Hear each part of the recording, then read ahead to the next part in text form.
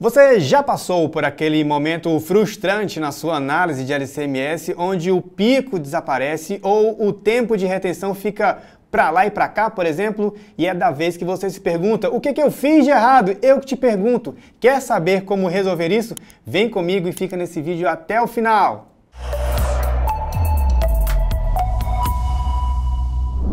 Eu sou o Lucas e você está no ProToNection, o seu hub analítico, o seu hub regulatório. Neste vídeo eu trarei 5 desafios e como solucioná-los por meio da ferramenta AEI. E detalhe, vai ter dica bônus. Desafio número 1, variações na sensibilidade. Vamos retomar a ferramenta AEI. A de analito, E de eluente e de instrumento. No analito, o que você precisa olhar? Será que para esta sensibilidade estar variando, o seu analito não pode ter degradado? Neste caso, eu recomendo que você prepare uma solução nova. Ou ainda, com relação ao analito, você verificou o efeito matriz? Uma provável supressão na ionização pode estar acontecendo ou mesmo um aumento na ionização. Isso você olhando o A do analito. Olhando para o E, o eluente.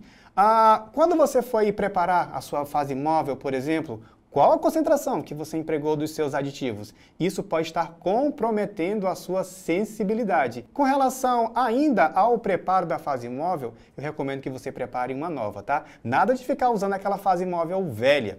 E com relação ao instrumento, o que você tem que avaliar? Os parâmetros da fonte de ionização. Você ajustou corretamente? Ali a voltagem no eletrodo, no contra-eletrodo, como que está a vazão dos gases, a temperatura da sua fonte? Checa isso aí antes de você sair acusando aí essa falta de sensibilidade. Muita atenção então. Isso nos leva ao desafio de número 2, ausência de picos. Como eu já comecei, vamos retomando. A, E, I. Analito, eluente, instrumento. Analito. Eu pergunto para você, de quando que é a sua amostra? Nada de trabalhar com a amostra velha, com a amostra antiga, então trate de preparar uma amostra nova. O eluente, a sua fase móvel, de quando que é? É da semana passada? É do mês passado? Então trate de preparar uma amostra nova. E na fase móvel, muito cuidado, muita atenção com relação aos aditivos e à concentração destes aditivos. Uma concentração elevada pode estar contribuindo aí para uma supressão da ionização. E como eu estou falando em supressão de ionização, eu me lembro do I, do instrumento. Você verificou com relação à válvula de descarte? Porque às vezes, quando você faz a hifenação LC-MS, o que você acha que está indo para o massas, na verdade não está indo para o massas, está indo para o descarte. Então, cheque a válvula de descarte para realmente o que está vindo do LC ir para o massas e não ser descartado. E, com relação à fonte de ionização, ajuste muito bem os parâmetros. Voltagem no eletrodo, contra-eletrodo, vazão dos gases, temperatura da fonte, tudo bem? Antes de avançar, está curtindo o conteúdo? Então se inscreve no canal e ativa a notificação para não perder nenhum conteúdo. E vamos ao desafio de número 3, variação no tempo de retenção. Analito.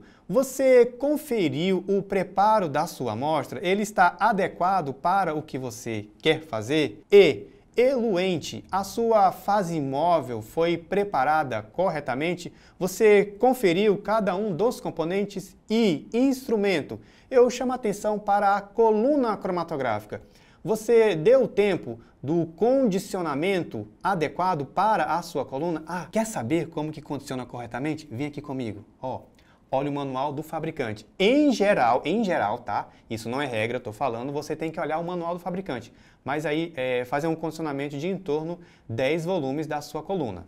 Desafio de número 4, fragmentação indesejada. Aqui eu vou destacar o analito, você precisa conhecer o seu analito, as propriedades físico-químicas, as funções orgânicas, componentes, porque aí antes mesmo da operação você já tem uma ideia de possíveis sítios de fragmentação. E pensando na fragmentação, isso já me lembra o instrumento. Então as voltagens a serem aplicadas, a energia de colisão a ser aplicada. Então assim, a voltagem, as energias estão corretamente ajustadas? São aqueles parâmetros por onde que você está se baseando para fazer esta fragmentação. E vamos ao desafio de número 5, carry over. O fenômeno do carry over é toda vez que uma análise anterior, um resíduo, permanece na análise subsequente, na análise posterior.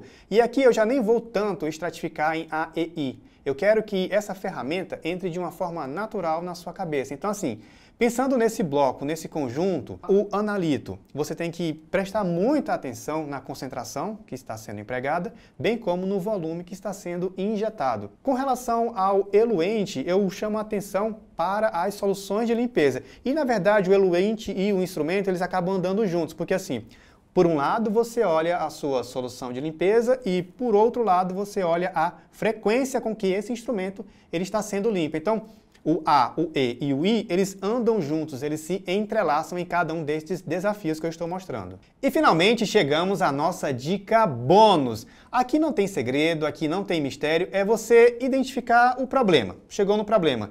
Não sai atirando para todos os lados. Você precisa definir uma estratégia. Sabe aquela história de quem não sabe para onde quer ir, qualquer lugar serve? Aqui não se aplica.